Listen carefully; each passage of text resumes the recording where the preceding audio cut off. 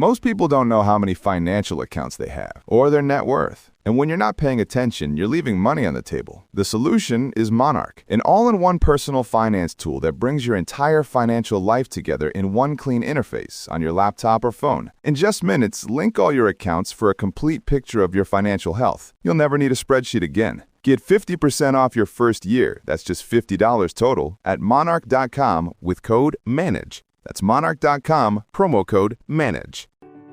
Welcome to Growing Your Team, a podcast designed for small business owners seeking to grow their company with the help of employees and contractors. Your time is limited, which means growing and leveraging teams is essential for business success. The Growing Your Team podcast is the place to learn tips and techniques designed to help you know when it's the right time to hire, how to select perfect fit team members, and how to maximize productivity while creating a positive work environment. Drawing from her 10-plus years of leadership and hiring experience, here is your host, Jamie Van Kuyk.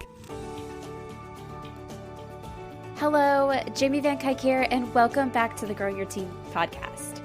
Today, I'm so excited because I'm bringing back on Nikki Rausch.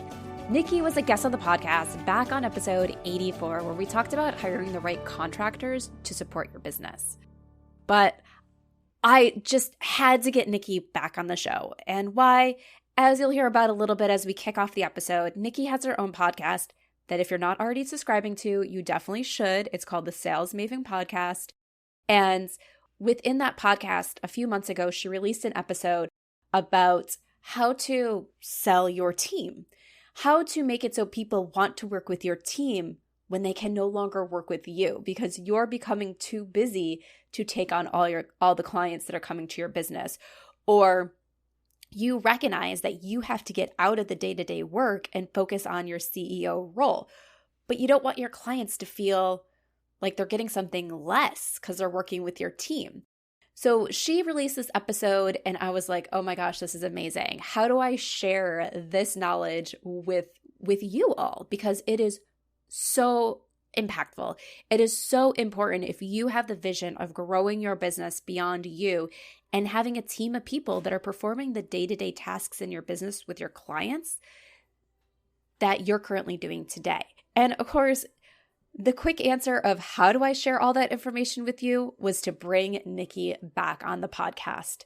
So let's jump into the episode and hear everything Nikki has to say so you can learn how to properly sell the concept of people working with your team when they no longer have the opportunity to work with you because either you're stopping to take on client work or because you're too busy to take them on as a client. Hi, Nikki. Welcome back to the Growing Your Team podcast. Thanks for having me back. I feel really honored. Yes. All right. Well, I know you've been on the show before, but it's been a while. So remind everyone who you are and what you do. So I am a sales coach and trainer. My company is Sales Maven. I primarily work with women business owners, and I teach them the structure and the art of the sales conversation so that the sales process gets easier, not just for the seller, but also for the buyer. How can you make the process easy? How can you make sales conversational? And yeah, so that's what I specialize in. Yes. And Nikki is amazing. Like I said, Nikki's been on the podcast before. It was episode 85. So I'm sorry, 84, not 85, but go listen to 85 too. But episode 84. And I know I shared on that episode how much Nikki has helped me in my business. She really does make you comfortable with selling and make it a part of easy conversations versus I no longer fear going into those conversations where I know when I started my business, I was just oh my God, I actually have to sell, so uncomfortable. And Nikki, you've done a great job of helping train me to become at ease with the selling process. And it totally changes so much once you have that confidence and everything with that process. So thank you, Nikki, for all the help that you've done to inspire me in my business and help me and teach me along the way. Well, thank you for saying that. I feel really honored to get to work with people and that somebody will put their trust in me and allow for me to, guide them on this process. And so I feel like I want to get up and do a happy dance that you say, you're really comfortable with the sales conversation, because that's the goal. That's the ultimate goal, is that sales should never feel uncomfortable or scary or icky or any of that. It doesn't have to be. So I feel like a win today. Thank you for that. Right. And it's sometimes funny, like when I get bad sales pitches thrown at me, sometimes I'm like, oh my God, they just need to go speak with Nikki. And sometimes I've actually responded to really bad pitches through like email or LinkedIn and I'm like, maybe you should go speak to Nikki. Well, thank you for that. I feel like, it's always a fine line of somebody, because you don't want to make anybody feel bad or ashamed of what they do. But yeah, there's a lot of bad sales advice out there. And there's a lot of people doing it, I think, unintentionally, horribly. And it doesn't have to be that way. A little bit of investment in your time and a little bit of money, and you can too learn how to effectively have conversations that build rapport and make it easy for people to buy from you. Exactly. And I think you said like a real key word there, unintentionally. No one's intentionally going out and giving bad sales pitches. It's a lot of those things like you don't know what you don't know, and you model yourself after a lot of times like what you see. So you see people doing these things and you figure, well, if other people are doing it, that's the way it needs to be done. That's how you make a sale. That's how you're successful. And sometimes it does take a little bit of that effort to go and learn the right way instead of just modeling what you see. And I feel like that happens a lot of times with leadership as well. A few episodes I talked about you're turning into the boss you hate, because even though you see that you didn't like that boss, you didn't like the way they treated you, it's what you were used to. So you automatically start mimicking that behavior because you don't know that there's other ways of doing it and there's better ways of doing it. Wow, that's such a profound point. I love that you are comparing those, because that is the thing, is we tend to model what we see, and we think because you get a bunch of garbage that shows up in your email, of all these different pitches that sound the same, of like, you should buy from me, like you need help with your website, blah, blah, blah, all this. We think that must work. Well, it doesn't work, because it doesn't work for you. Do you buy from those people? No, you don't buy from those people. You delete their messages, you ignore them, or you unfriend them, you unlink from them on LinkedIn, whatever it is, because it feels gross. So no, It does not work. So I love that you made that distinction. And also this comparison about like, you can sometimes turn into the thing you don't want to be. Yep. Yeah, it's so easy when that's the model that you're going after. And I think we see it in so many different ways, whether it's the sales, whether it's leadership, sometimes even parenting and stuff like that, that it's what's been put in front of you. So it's so easy to fall into those habits, even though you didn't like the way that you received it when you were on the receiving end. Yeah.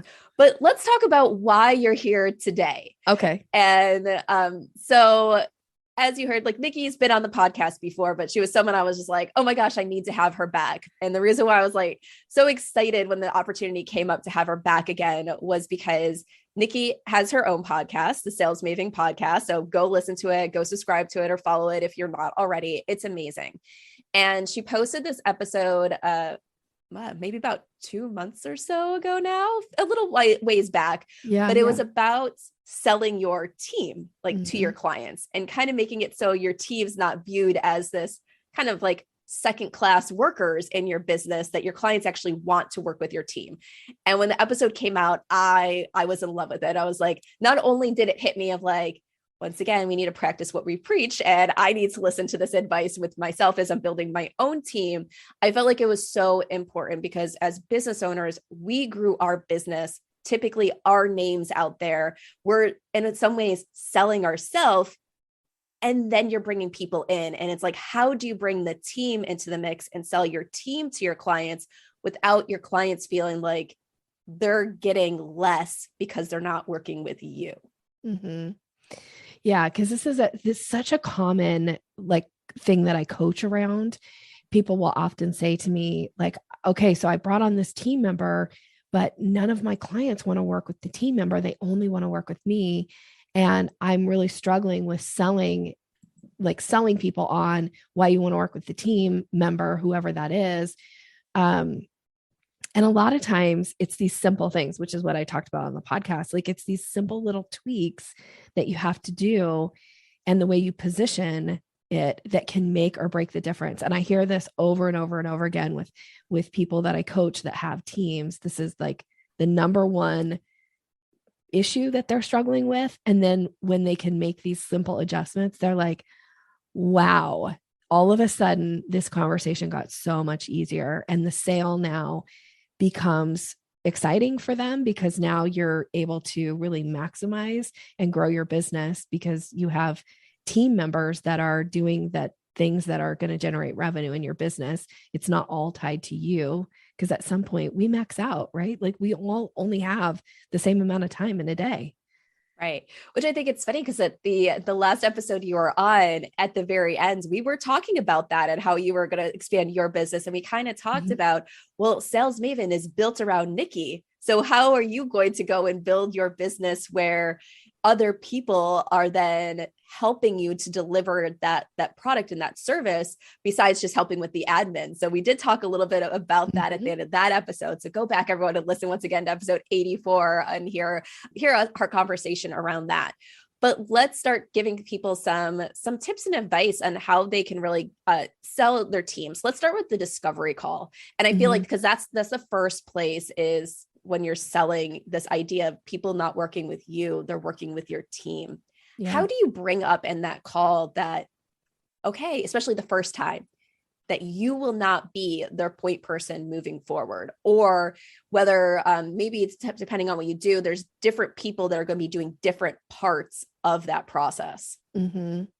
Yeah. So, okay. Well, the thing that I want to say, and I mean this with a lot of love to the listener, if this resonates with you at all, is that one of the big mistakes that can happen is our ego gets in the way, right? So we get onto these calls and we start, because we know how good we are at what we do, right? Like we all know that you're an expert at what you do. And so of course, you know that what you're going to deliver to the client, if they were to work with you, if you were to take them on, they're going to get an amazing experience. And so now you're having to position somebody else that's not you, that's going to also deliver a good experience. But so we have to check our egos at the door. We have to be willing to put aside, yes, I know how good I am. Yes, I know that I deliver a good experience. And I have to trust that my team members are going to also deliver an amazing experience for the client. So in the discovery call, one of the things that you have to do is you have to let go of talking about and making kind of disclaimers about why you're not available and then why they would work with the team. So I hear this over and over with clients is they'll do this thing where they'll get on a call with somebody and they'll say, yes, that's totally what we do. And yeah, we can support you with that. And now, so I'm not taking on clients right now, but I can refer you to one of my, junior associates. Well, right there, it's like, okay, so as the prospect or as the potential client here, I just got something taken away from me by the way you positioned it. Like you're not available. Oh, and I've got to work with a junior associate. Like that doesn't sound very attractive. Like who wants second string? Nobody. So instead in that conversation, when you're talking to them, you're saying like, yes, we can absolutely help you with this. And the team, I'm going to refer you or, my recommendation for you is to work with so-and-so. Susan on the team is an expert at this. She's going to take amazing care of you. You're going to get exactly what you need. And we're so excited to have you become one of our clients. So now I'm highlighting Susan and how awesome she is. So the prospect is like, oh, I can't wait to meet Susan. She's going to be awesome for me. Yeah. So it's kind of telling them and presenting it to them as this is just one person of the team. It's not that, oh, you're downgraded to work with Susan. It's Susan's the assigned contact. Yeah. Susan is your person. Like they are your account leader or manager or whatever it is. Yeah. And if there's going to be multiple team members participating in the deliverables, that the client is going to interface with, then it's like, so the team, our team will be doing, these things for you. So be on the lookout for, contact from Susan and Beth will also be, delivering this part to you. But make sure that you are really highlighting the team members. You have to build them up. And remember that by building them up, it's not diminishing you in any way and your expertise because you're the leader of the team. So of course you're only going to have people on your team that are amazing. So we got to pour love on our team members. We got to really highlight them, and we can't position them in any way like they're less than us, that they are like the second string. They're like the junior associate, right? Like call them a team member. I just had this conversation with somebody recently where she was struggling to do this exact thing. She's like, my schedule is full. I absolutely cannot take on another client, but I brought in somebody, and she was saying, like, she was like, I don't even know how to position her. And I was like, why don't you position her as your colleague? Because it was a contractor. And so call her your colleague. So my colleague is, she's the one who I would recommend for you for this. She has this expertise. She's going to take care of you. Or call her a team member, but don't call her like, well, so I have somebody that takes my overflow. Like nobody's going to want to hire that person. That doesn't sound good. Right. Yeah. If I think about it, like there's some strategic partners that I work with that kind of, I white label my services for them. Mm-hmm. And when I get on those calls, those kickoff calls, they introduce me as Jamie as our hiring expert. They don't feel like, oh yeah, Jamie's the person that helps us along because we don't feel like doing this. It's Jamie's our hiring expert. Like she's the one who's going to find you your team members. She's going to lead this conversation. So it is, they position me to their clients as the expert, and not just, we didn't feel like doing this. So here you go. Here's Jamie. Yeah. Like we don't really have time in the, in our schedule to do that anymore. So we outsource it to Jamie. Like that's not going to sound very good. Right. Right. So yeah. So exactly what you said, you have to make sure that the way that you're positioning the team, when you talk about a team member or the team itself, that there has to be some excitement in your voice. There has to be congruency that this is going to be an amazing experience. They can trust you. You're standing in your place of expertise. You're making the recommendation that is the best fit for them. And the best fit for them when your schedule is full is your team member, right? So if you both are doing the same thing and you're like, I'm not taking on a new client, the team member has capacity, then, it's not in any way like, because I'm full, you're going to be funneled over to this other person. That doesn't need to be in the conversation. Right. Yes, definitely. But what about when it's a repeat client? So they're used to working with you, and you literally, you're full. You can't give that client the attention that they need. So if you try to take them on and put them onto your plate, they're going to get subpar service because you literally don't have time. But now you need to, it's not someone new. Now you need to kind of bring that other person in, but this client wants to work with you. You're the reason that they're coming back. So if if you've said to them, they come back and they're like, hey, we want to do another round of, coaching with you or whatever, then you could say the coaching options that are available right now are with so-and-so, and she's amazing. And this is what she's going to deliver for you. So that would be my recommendation. And then if they push back, if they're like, yeah, but Nikki, we want to work with you, then I think it's okay to say, I actually don't have capacity to take on, or just say, I'm not taking on this work anymore. That type of service is now being handled by so-and-so.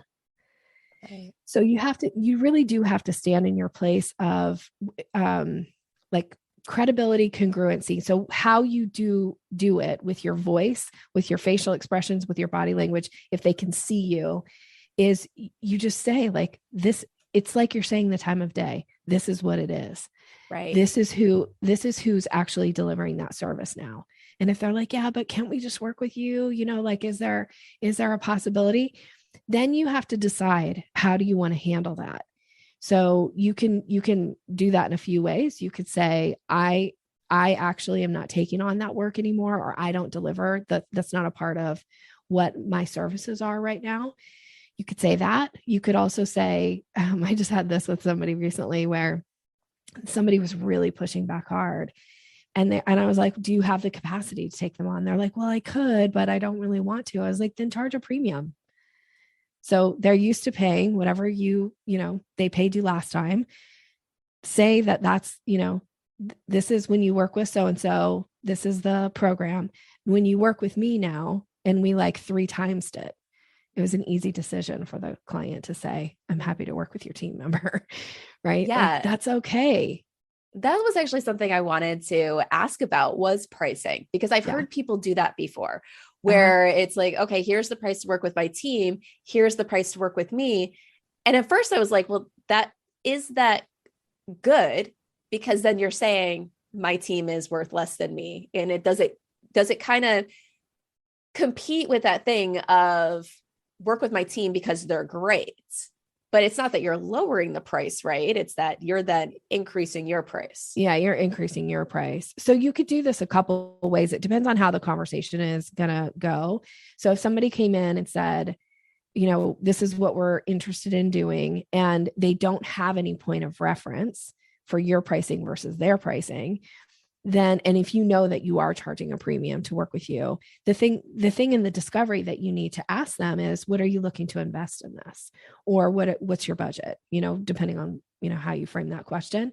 Now, if they say to you, our budget for this project is $10,000, and that it fits with what your team, that fits with somebody on the team for them to take on that project, but for you to take on that project, it's 25,000.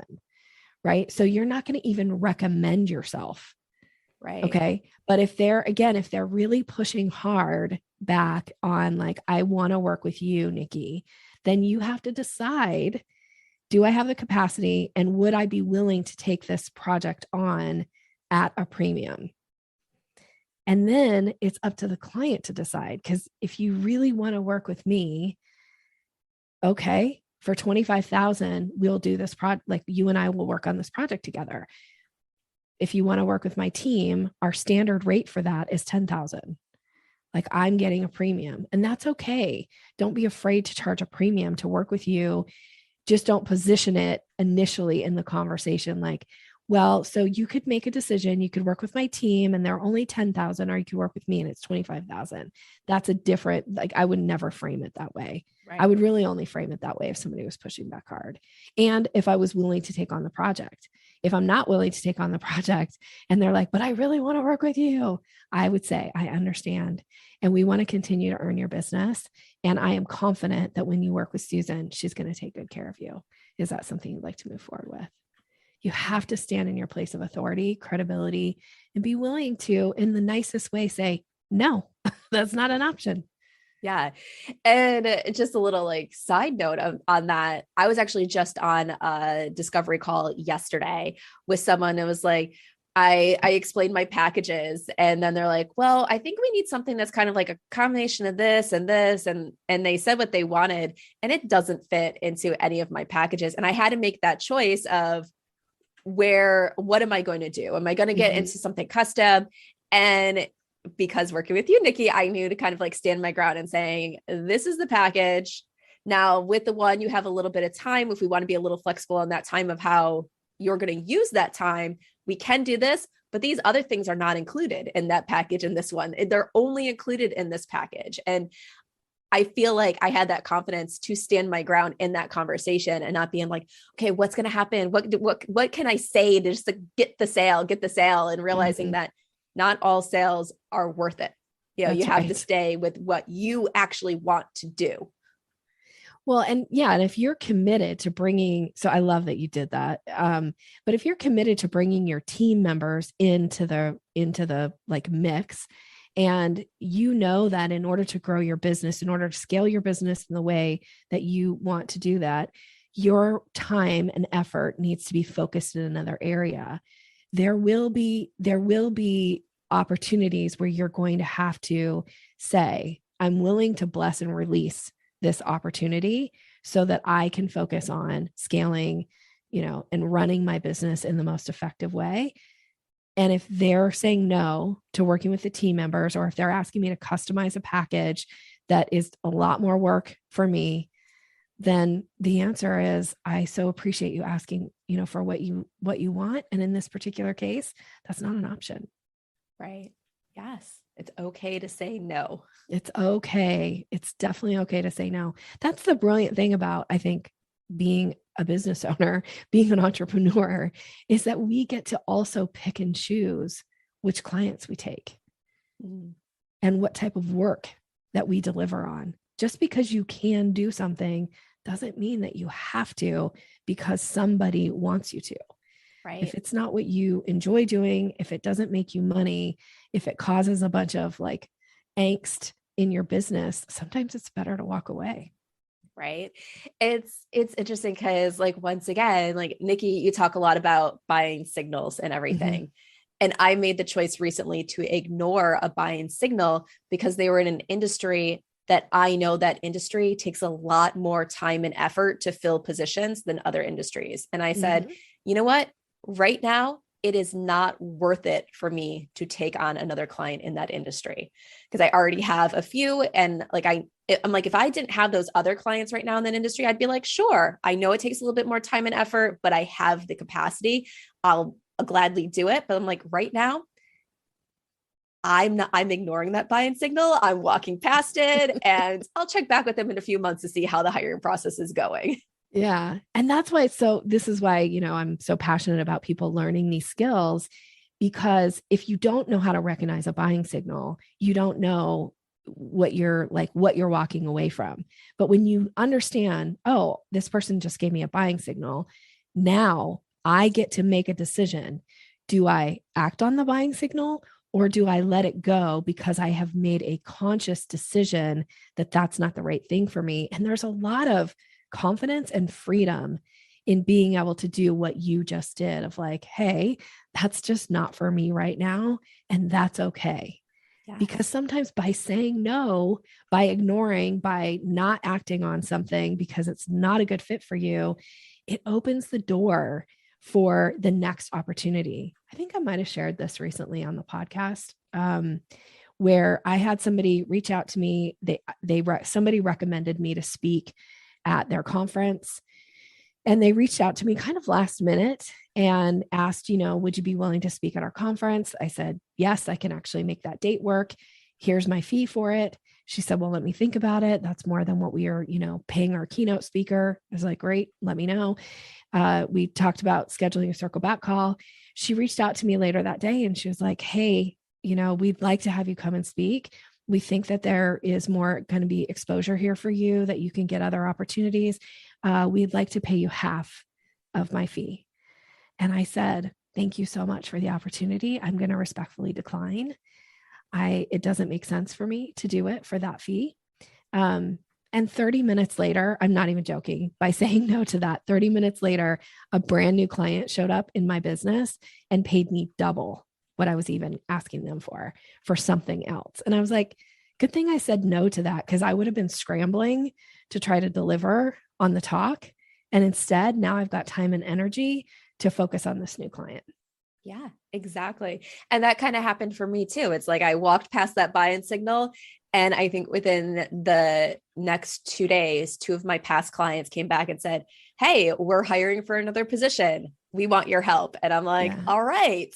Where before I've been like, oh my gosh, how do I take on these past clients when I'm overwhelmed because I took on this project that I knew I shouldn't have been taking on, that I knew was going to cause me more of a headache than it was worth at that time. Yeah.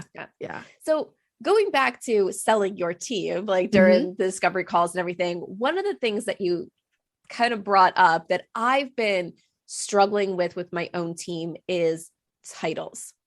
So for example, so the team member that I have right now, when I hired her, I gave her the title and went out with the title recruiting assistant because she's helping me with the recruiting process. But then we even had a conversation. I was like, well, she's going to start doing some of the interviews. So she's reaching out to candidates eventually to the point, like right now, I still have a lot of, she's joining in on the client conversations, but eventually she's going to be leading a lot of those client conversations herself as once she gets used to doing them. And I'm like, assistant just really doesn't seem like the right title, because it kind of seems like, okay, now you have this lower person in the organization doing the interviews, with the client communication. And I think it takes away, assistant takes away sometimes the ownership of stuff like that title, like, it just that different thing. So what is your opinion about titles? Like, how do you give a title? Because they're not you, technically they're beneath you in the organization when you look at the hierarchy there, but you want to make sure that you're able to present them with that proper authority and people trust them throughout the process. I love that you're asking this question. And I think it's a really important thing to think about again, especially when they are like client facing, the client is going to engage with them in some way. So I think assistant, you're right. In that particular case, I think assistant is probably going to do you a disservice and her a disservice. So you could call her, when you're actually positioning it, if you're in a live conversation, you could say, our recruitment lead, because now it's like she's in the lead. So now but that's not taking anything away from you, Jamie, and what you do. So I might call her the recruitment lead. And then as far as like, what title do you actually give her? If she's sending messages, if they're getting emails from her and her title is there, then yeah, you definitely need to think about that. Calling somebody an associate still, I think works. It's better than assistant but then, I just had this conversation with somebody recently too, where they were referring to their team members as junior associates. And I was like, let's get rid of the junior and call them associates or call them colleagues or team members. So you could just have her be recruitment team member. Like if you don't want to give her like some elevated title, her title could be recruitment team member. Like that's enough. But you just don't want to do, like you're saying here, assistant, junior, any of that sounds like second string. Sounds like, right. I don't want to just work with the assistant. Yeah, it totally does. Because if you think about it, if you see someone with a title junior, it's like, okay, well, they must be new. Yeah. They haven't been there long enough to either prove themselves or they don't have the skills to move on to the next level. So why am I working with this person? Why did my account get assigned to them versus being assigned to a more senior team member? Yeah. Yeah. So you also want to think about that too. If you're going to give somebody else a title of a senior, then does that diminish when your other team members are working then with clients, right? So think about the title that you're giving. Like I know one of my team members, when I originally hired her, she was my executive assistant. That was the title that we had given her. Now she does so much more than a standard executive assistant. So we ended up moving her title to online business manager. So when people interface with her, they're interfacing with my online business manager, and I consider her that. And as a matter of fact, there's pretty soon we're going to take away the online and it's going to be business manager, right? Like, because I want when my clients interface with her, that they know that they're talking to somebody who can support them, make decisions about certain aspects of the business, and like get things done for them. So it's not like, oh, well, I need to go ask Nikki this, or I need to go ask Nikki that, or, Nikki wants you to do this, or Nikki wants you to do that. It's like, no, here's what you need to do. Here's what we need from you. Here's how we're going to fix this problem. And so then I think it elevates hopefully in the mind of the client that, oh, I'm working with a decision maker. I'm working with somebody who can make things happen. Yes. Yeah. And it's one of those things, like thinking about your team member themselves. I don't know the exact numbers. I'll pull them up and put them in the show notes, but it says sometimes just changing a title can be as much of an impact as giving your employee a raise in terms of morale and making them feel valued in the company. So if you're calling someone a junior and you're able to take away that junior and saying, hey, we realize you're not a junior, like this is a more appropriate title for what you're doing, it can have a great positive impact on your team members in terms of retention and them being happy in their job.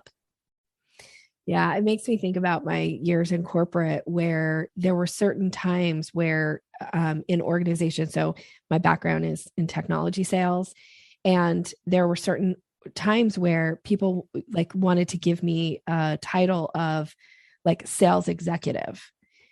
But really, the title that mattered more to me was regional sales manager, because I was managing a territory.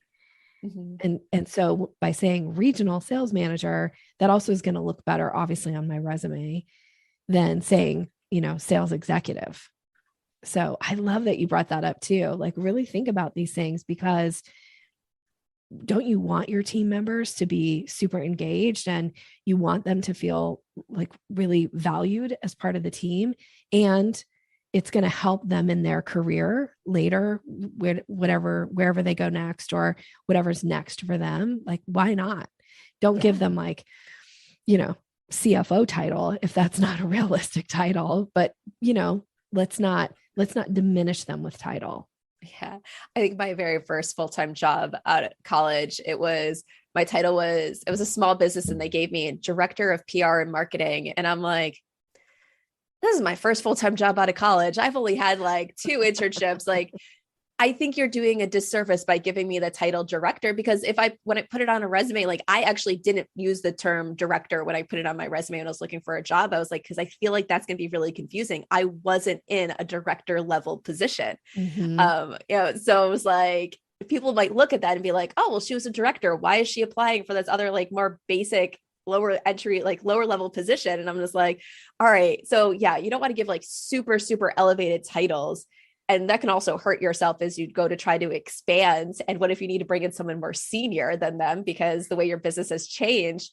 But yeah, making sure that the title is appropriate for presenting them to your clients and making that your team member feel like they are a valued part of the team. Mm-hmm. Yeah, absolutely. All right, Nikki, well, we have to wrap up, but before we do, any other tips or anything you want to share with people about selling their team on those discovery calls? Well, on the discovery call itself, remember to, I guess I've said it really, like, remember to let your ego like sit to the side. And if you're not an option, don't position yourself as like, don't take anything away when you're positioning, like how to work with you guys. Like, you shouldn't even come into the conversation. Even though it's hard not to say like, oh, but they reached out, they were on my website, they saw my stuff. Like, you let that go. Let them be the one to bring it up. Like, can't I hire you? Don't be the one to say, well, you can't work with me right now because my schedule's full. Like, let that stuff go. It's hard not to make disclaimers. It takes practice, especially I think for women, because a lot of us make disclaimers. Somebody comes up to you and they're like, oh my gosh, you're glowing today. Look how beautiful you are. And you're like, oh no, that's just sweat. We diminish that stuff. So it's easy to get in that disclaimer mode, but be careful doing it in your business because it's going to hinder. It's not going to help. Yeah. And I see it also as, okay, so you have someone that's helping you with the work. You're learning how to sell your team. You're teaching people that just because they're talking to you does not mean that they're going to work with you. It seems like it's leading into that next thing of continuing to grow your business and allowing then other people to sell for you. Yeah. Yeah. Yeah. Selling for, so I always will say, as a small business owner, nobody probably is going to ever be able to sell as effectively as you are. But I read this book years ago. Now I can't think what it was called, but it was like, if you can get somebody on your team that can raise to and deliver at about 80% capacity of what you're capable of, like, you've got a home run team member. So when you can find somebody on your team who can sell for you at about 80% of what you're capable of, you've got a home run there. Because nobody will ever be you. But at the same time, as you're able to do that, and I have clients right now that are starting to do this, that are starting to step away from taking the discovery calls, that actually have somebody now that's positioning. And then now they're transitioning those people to work with me so that they can up-level their skills in the sales process. So I would also say, as you get ready to step away from doing the sales, make sure that the person that you are putting in that position has either the expertise and or the desire to do it. Because I find a lot of times we try to get other people to sell for us that are like, I hate sales. I don't want to sell. And this person's making me do it because I'm the most senior person on their team. That doesn't make them the most qualified person to sell for you. Exactly. Yes. Make sure the person has the right skills and also wants to do the job. That's super, super important. All right, Nikki, tell everybody how they can get in touch with you. Well, if I can, I'll wrap it around a gift for your listeners. I think that's usually the easiest to stay in touch. I have a gift called Closing the Sale. It's an ebook. It's a super fast read. I'd love to give it to your audience. You can get it by going to yoursalesmaven.com/team. So that'll be for your listeners, and then we'll be connected, and or come hang out with me on the podcast. Come listen to the podcast, Sales Maven. Yes, definitely. All right, Nikki, I know you've shared before, but I always like to end with the same question. So we've all had leaders or managers that have stood out to us, whether in our professional career or in our personal lives. Think of someone that stood out to you and what made them a great leader or manager. Mm. I just had this experience recently where somebody who was in a leadership role at an event that I was participating in, I was so impressed with the way that she held herself in like I was one of her speakers at the event, and I ended up getting quite a bit of love poured on me, frankly, from the people at the event. And I started to get a little bit nervous because, like, oh, is she going to feel like I'm trying to steal her thunder? Because I certainly wasn't. And the way she handled it was with so much grace and so much appreciation, and that she poured just as much love onto me as the people at the event. And it wasn't in any way like I wasn't taking anything away from her by having some spotlight put onto me. And I just thought, like, wow, that is always the leader that I want to be. I always want to be comfortable and so confident in how I show up, who I am in the room, that I never, ever feel like anybody has to be diminished in order for me to stand taller. And I just was so impressed with the way she did it. Yes, that's amazing. And I think that kind of reflects to a lot of things that we are talking about today is as that leader, they brought you into the room. That was a decision that they made. They wanted you to present to their audience. And, so they should want you to succeed. They should want you to get all that attention, because it means as the leader of that event, they made the right decisions, which also means it reflects well on them. With the same with your team, you bring those team members in, you want them to do well. You want your clients to love them because it's a reflection of you and your business. And when they do well, you do well. Yeah.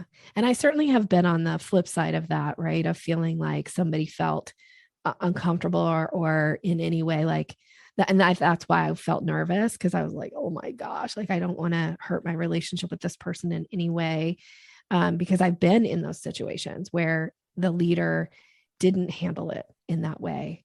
And so to be in a room and watch it demonstrated, and like you said, she really absorbed it as like, yeah, I'm like, all the love that you're pouring on to Nikki right now is because I brought her into the room. And so it just continued to elevate the whole event, I think, for everybody. And it also creates safety, right? Like it just creates safety for everybody in the room. Like she's not going to be intimidated by anybody stealing her thunder. It was awesome. Yes. Great.